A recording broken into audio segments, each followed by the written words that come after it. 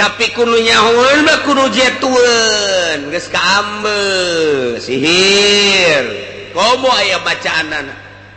Bismillahirrahmanirrahim. Walau anna Qur'anan suyirat bihil jibal wa quti'at bihil ardu wa kullima bihil mauta balillahil amru jami'an innahu min Sulaiman wa innahu bismillahirrahmanirrahim alla ta'lu alayya wa tuni muslimin. Pencet. Ya. Pencet. Ampun. Ayo siap berangkat. Ampun. Ayo loh, ke mana balik dah? Balik. Ke jalan mana? Jalan Celi. Los. Jin aya dua yang jalan Celi segala tolol ta jin. Goblok pencet. Keluar. Pencet deui hiji deui. Net. Babacaan eta babacaan. Walau anna Qur'anan suyirat bihil jibal. Eta mah manjur eta mah. Manjur teh babacaan eta masyaallah. Urang hayang nyaho. Ieu cenah-cenah kiai teh boga batu ieu hidung amat ti batu ieu. Kadia. Talian kurang. Sek. Bismillahirrahmanirrahim. Walau anna Qur'anan suyirat bihil jibal. Tamun atuh teu kajahonya ku batur gibeg-gibeg habak.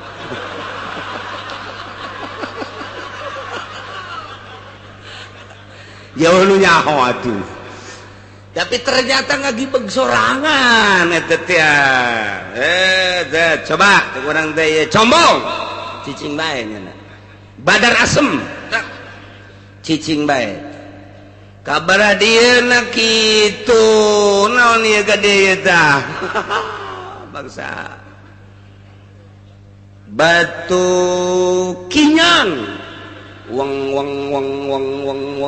wah iya hikmahna ya asihan seng hayang geus ieu kinyang yang asihan ieu pokona mah sia mun make batu ieu aja make mobil sok awewe daekeun es kinyang tamat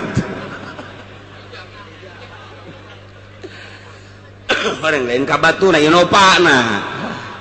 Insyaallah ta eta ta walau anna Qur'anan suyirat bil jibal. Baca deui kurang pencet. Aduh. Aduh panas. Di mana sih aya? Aduh, di mana? Buka bumi. Ditahan saha sia ditahan saha? Ditahan saha? Ngomong. Tatangga. Tapi kalau kada percaya teh kos kitu teh ngaranna jin ngaco. Ngereng jin kecuali bisa ditewak jin. Nah, jin bisa ditewak jin kudu bisaan mah. Keluar tewak. Sia. Kiriman di mana sia? Hah? Ayo di mana ngomong? Ngomong. Nah, sia geus beunang. Dibeunang jin teh beunang. Katewak jin. Padahal mah urang newak hitut kan teu bisa. Itu mah bisa sanu hitut atuh. Jin ge teu bisa lantaran nya ge lembutan. Tapi lantaran orang bisa ngajinekin jin ku bahasa Al-Qur'an tadi walau anna Qur'anan suyirat bihil jibal. Sok eta bae wiridna. Sabarakali cenah di wiridna ke 110 poe. Ulah ngadahar sangu, ulah ngadahar cai. Wae sia. Tah tewa. Kieu aing makasih jin sia jiprit kula ieu. Iti tahan ku saha kumang anu nu ngalaksanakeun saha anu ya idik dibalikeun tah moal ieu balikan kanu bogana apa kanu itu kanu bogana tadinya tah kanu nitahan kula balikeun ku urang set iprit wayana sia ulah balik ka Sukabumi ongkos tadinya bae kanu ditahan ku sia daek sia atuh asal aya lisong wae kula mah tenang lisong mah babari teh mah lah pokona mah sia geus balik deui ka ditu nya awas sia lamun teu balik deui diancam ku aing ku cara mantra-mantra urang bismillahirrahmanirrahim mal dibaca ku aing ye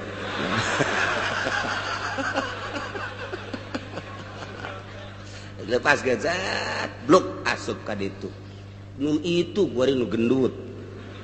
Nah, kasaksian, gendut kan? Gendut. Eta jin ngamuk di jero. Pohara. Lamun bisa balikeun. Eueuh masalah, teu doraka ngabalikeun kos kitu sebab nu nyana dibalikeun ka nyana. Cak pikih eueuh masalah.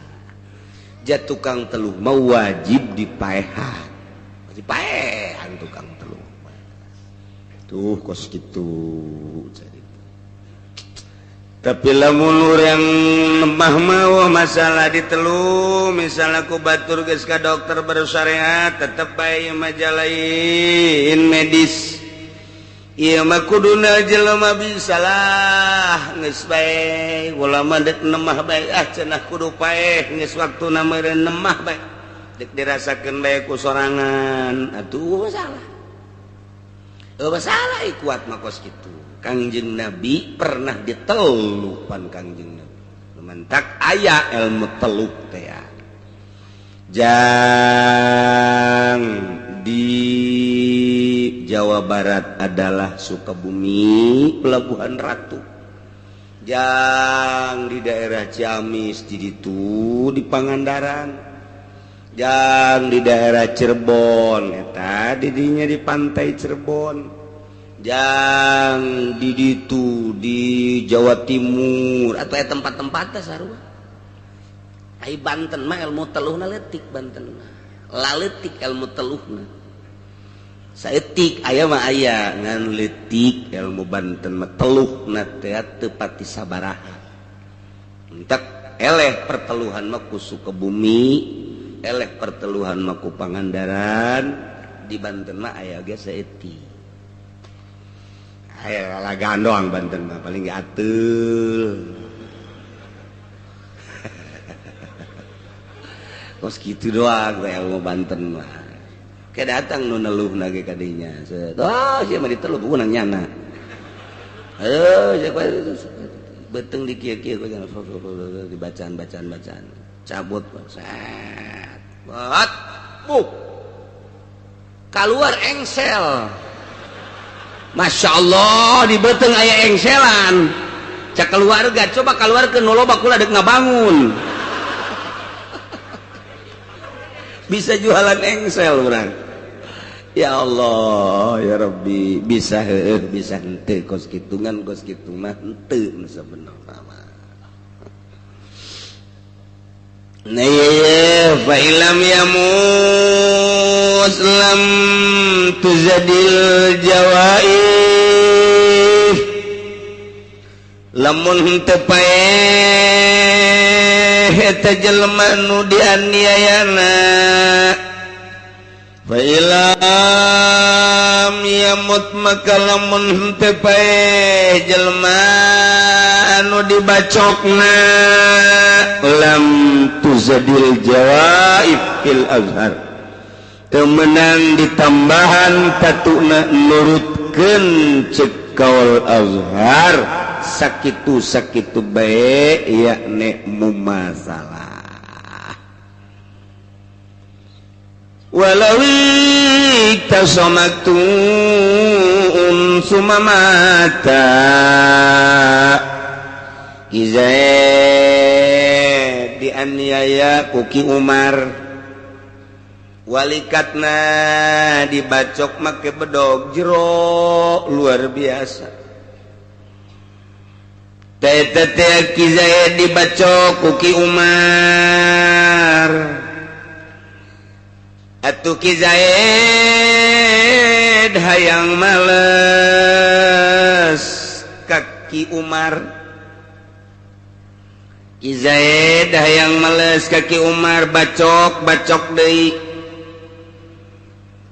cik Kizaid teh ieu mah geus bae kula mah hayang akur bae lah mun walikat kula di dieu ieu dibacok jerona kira-kira bangsa ukuranana 10 cm maka kula dek ngabuacok deui atau dipasrahkeun ka algojo soal ngabacok nama dek sorangan mangga dek dipasrahkeun ka algojo supaya akur bae mangga sakumaha nu dihareup teh ya otomatis dibacok deui kan ku Kizaid walikat Ki Umar teh akur ku ari Ki Umar ngabacok Kizaid walikatna 10 cm jerona dibales ku Kizaid setelah di BAP ulah main hakim sendiri tetap temenang, tetap aya hukum di negara, pasrahkeun urusan kisos perkisosan di negara. Jadi panggil ku negara, tak eta jang nyelesaikan berbagai permasalahan negara. Mentak struktur kenegaraan anu rapih, pelaksana nak kudu anu adil nu jujur. Sebab ieu urusan berkelanjutan jaga di akhirat. Tah kuari mah Ki Zaid geus malas ka Ki Umar. Ai praktea sumama tak paeh Ki Zaid. Ki Zaid teh dibacok ku Ki Umar walikatna. Kemudian Ki Umar teh Ki Zaid malas. Kaki Umar geus rapi balas membales, ternyata tidak hasil bacokan Ki Umar kaki Zaid horenganan merambat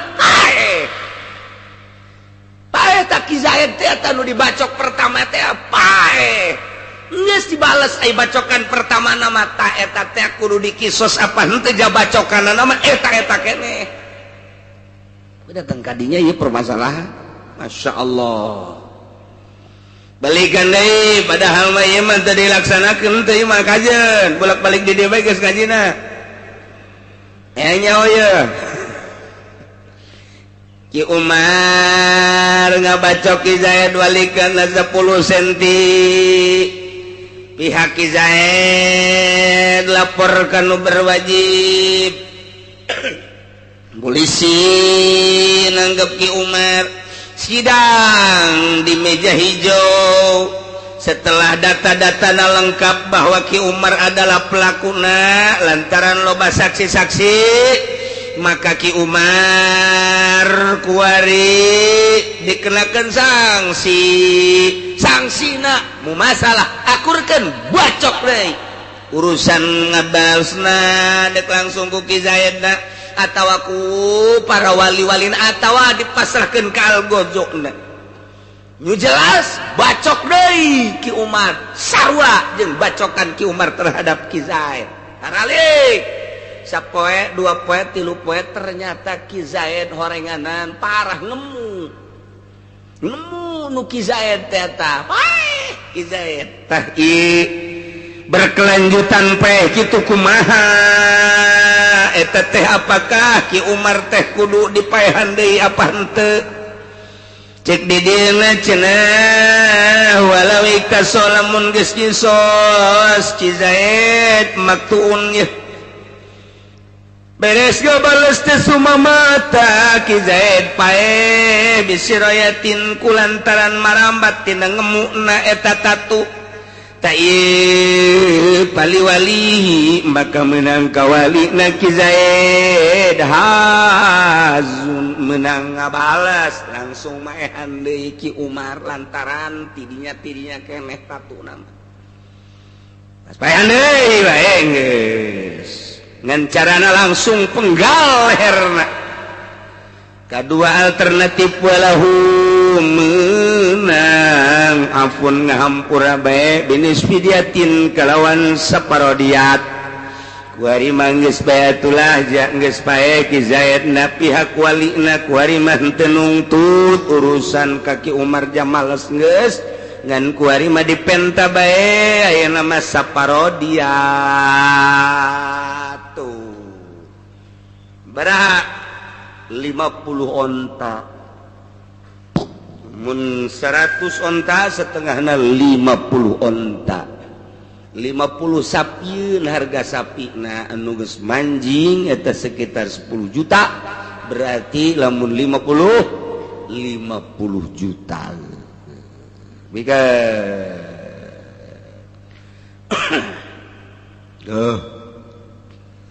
bataknya sing hararade ye urusan nu kos karari masyaallah karim rarempan jasa walau kutiat yadahu lamun dipegatkeun dua leungeun Ki Zaid Ki Zaid dianiaya ku Ki Umar dua nana dipotong leungeunna kemudian dia Ki Zaid lapor panggil Ki Umar ternyata data-datana lengkap bahwa benar-benar Ki Umar pelaku terhadap pemotongan leungeun ka Ki Zaid.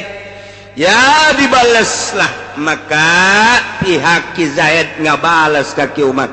Aipra sumamata Ki Zaid maot tetap wali-walihi alhazuk menang geus ka walina langsung ngaberesan bae geus diberesan lagi Ki Umar napahan bahkan fa in afa lamun ngahampura mah pala syai'alau teu kena sangsina naon lah jam males geus dipotong leungeunna ngan nasib Ki Zaid ku ari paeh akibat dari pemotongan dua leungeun hae lah cek pihak keluarga geus we geus masalah diampura geus masalah walau mata wallahu